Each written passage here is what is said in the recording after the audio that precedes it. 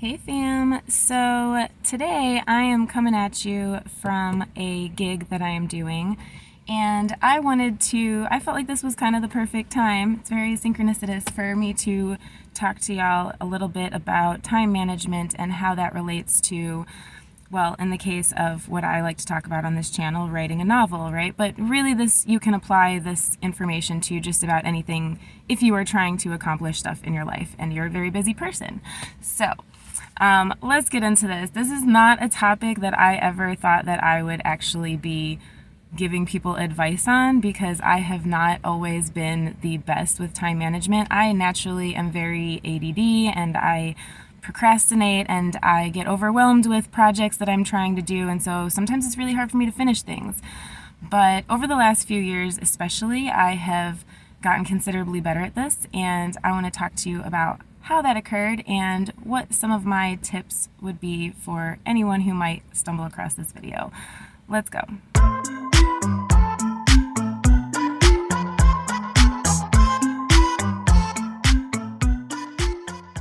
Basically, I currently work for myself. I have now for, I think it's been almost 2 years on the dot, that I have been working for myself. I have my own business, and that is essentially mostly helping with like housekeeping, cleaning, deep cleaning, organizing. So I also work with like Airbnbs and sometimes businesses. Like, I also do a lot of different things though. So depending on what my clients' needs are, I usually try to swing in and fulfill them, just because I like helping people and life can be stressful, and most of the people I work for are incredibly busy and they're all really nice. Like, at this point, all of the people that I work for that I didn't know are all my friends too, which is amazing. I also have a lot of clients that I met through other friends, or they already were friends or whatever, and so it's kind of like the next step in my personal dream of ultimate freedom. And like, one of those keys, I think, to ultimate freedom is being able to work and support myself in ways that don't feel like work. Doing what I do, it is hard work sometimes, but I'm helping people and it makes me feel good. Aside from the fact that I work for myself and have for the last few years, another thing that has kind of come into play is that my life has gotten incredibly busy with my own personal projects, i.e. my fantasy series, that I am trying very hard to get out as quick as I can, as busy as I am. But I am also, I'm not going to explain all of that in here, but basically it's a community of very artistic, creative people. And I have, over these last several years, gotten more and more involved in the community in various ways, and so yeah, I'm just constantly working on projects, which for me is incredibly healthy. I've said in previous videos I struggle with chronic depression and various other mental health issues from time to time, and I'm pretty open about that. But yeah, it is difficult, and for me, one thing that I've realized over the last few years, as busy as I am and have become in my life, the busier I am and the more creative and inspired I am to create whatever that I'm working on, the better I feel, emotionally, mentally, and I'm taking better physical care of myself because I am so busy. A huge part of that has come from having to figure out this whole time management thing.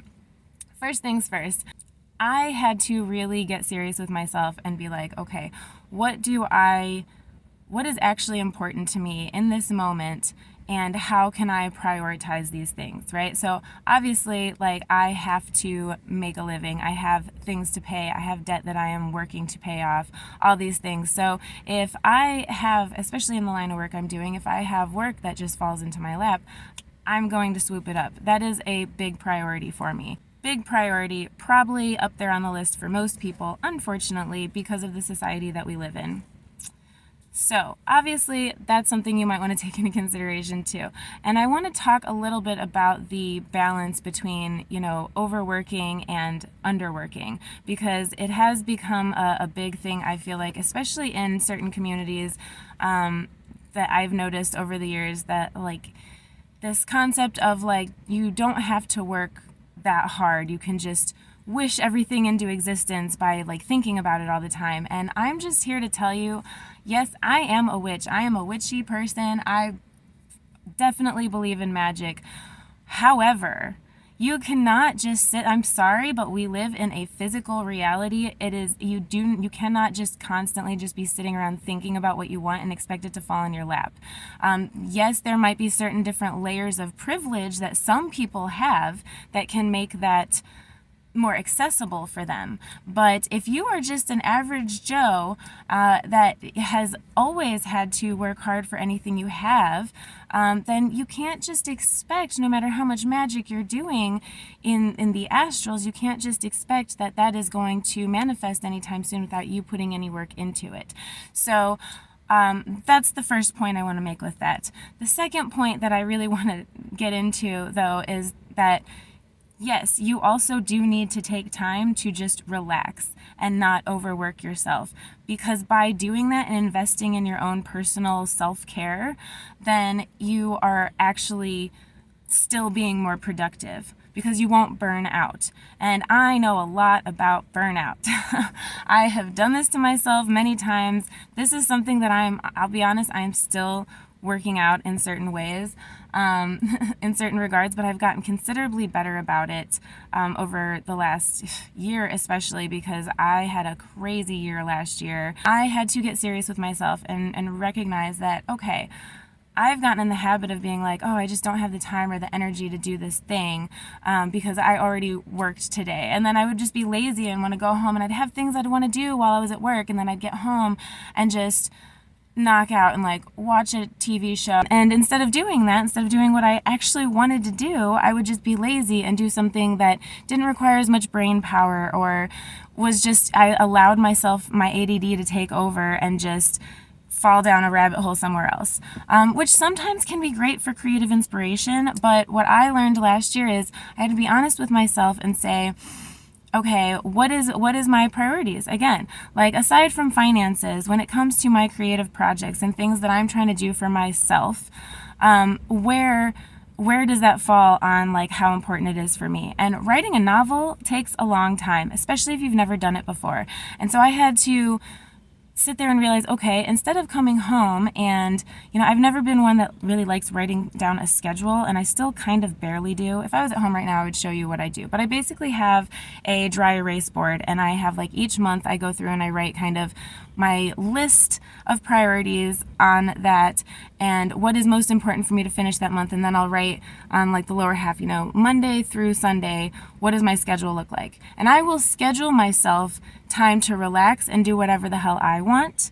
And I will schedule myself time, at this point, I'll even schedule myself time to read books because I want to read more. I miss reading as much as I used to. So I'll schedule that time in, and I schedule in my writing time. And I know based on previous, all of my writing experience so far, I know about how much I can write each day depending on my mood. So at my lowest energy kind of days, I can still write minimum 500 words, and that's something, right? And on my highest productivity days, when I actually have the time on, say, like a Saturday during the day, I can write for like 6 hours and get out at least, 6,000 to 7,000 words. And so I know kind of what my productivity is. I know how I can schedule these things in. And so you might need to do some experimentation with whatever it is, actually pay attention to how much time is it taking you to get in the flow of writing, to actually like start putting material out there. And that way, so like I know for myself, if I schedule in 2 hours each evening to write, just to write, it might take me a half hour to 45 minutes to actually get in the flow. Even if I know where I'm going, sometimes it takes a second to switch gears. And I think I've made a video on this. If not, I will talk about it more later, some other time. But basically, I have like a little ritual that I do that gets me in the mindset of, okay, I'm switching gears from whatever I was doing over here to now I want to write. And that really has been very helpful. But even if I do that, sometimes it takes a minute. So I have to be realistic with myself, but I don't always have hours each night to write. As I said in one of my last videos, I'm working on a project for Earth Day that I'm like creating a thing. I'm basically going to be wearing this thing too. So it's a lot, and I've never done anything like this before, and it's a collab. So I'm having to make time for that. And that has a definite time crunch. And that's the next thing I wanted to talk about with y'all, is that when you're making your list of priorities, look first at things that, like, does this have a deadline? Do I have to have this done by a certain time? And then look at order of importance. Is this important to you? Even if it doesn't have a deadline, then consider creating one for yourself. And view it as a serious deadline, because if you do that, it'll raise it on that list of priorities, and you'll be able to have an easier time telling friends or family or whoever, I'm sorry, I'm not available at this time because I have this thing I have to finish, and just take it seriously, because really the only way to get anything done is to actually sit down and do the thing. So even, and I get it, like, you're watching this video now, and I do the same thing sometimes. But one thing that helped me switch gears with all of that is that I can still consume different forms of content, but, and this might be part of my privilege too, not everyone has the same kind of work that I do. But for me, I found I can still listen to whatever content, audiobooks, even, YouTube, whatever, podcasts, and listen to that while I'm doing my various jobs. And then by the time I get home, I don't have the same urge to just get sucked down that rabbit hole. So find time to, find ways that is easiest for you to utilize your time in a more efficient manner. I even have to do this when I am helping someone organize their homes. I go in there and, like, basically have a whole system that for me works really efficiently. If I'm going through and tearing out a closet, I'm going to find everything, like, put like with like and make different piles, and then find places to put those piles, and everyone has a home. Boom, done. You know what I mean? So look at your life like that. Look at the projects you're working on, and consider if there are things that don't necessarily need to take precedence right now, just consider pushing it off for a little while. It's not necessary to do everything all at once.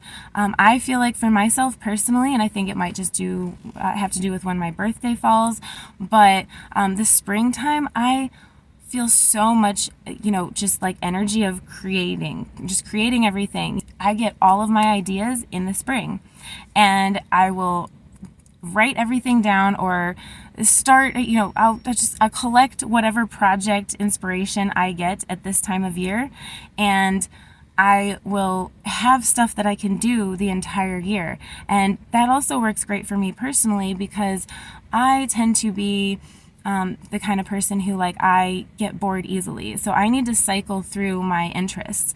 It doesn't mean that I don't ever come back through it, but it's like usually there's a period of time each year that I'm really focused on different art forms. I feel like I've been rambling at y'all enough in this particular video, at least. I think you get what I'm saying, but for the quick rundown, one more time, write out your priorities. What is the most important? If it's stuff that doesn't matter as much right now, set it to the side for later in the year and work on one thing at a time. Slow down.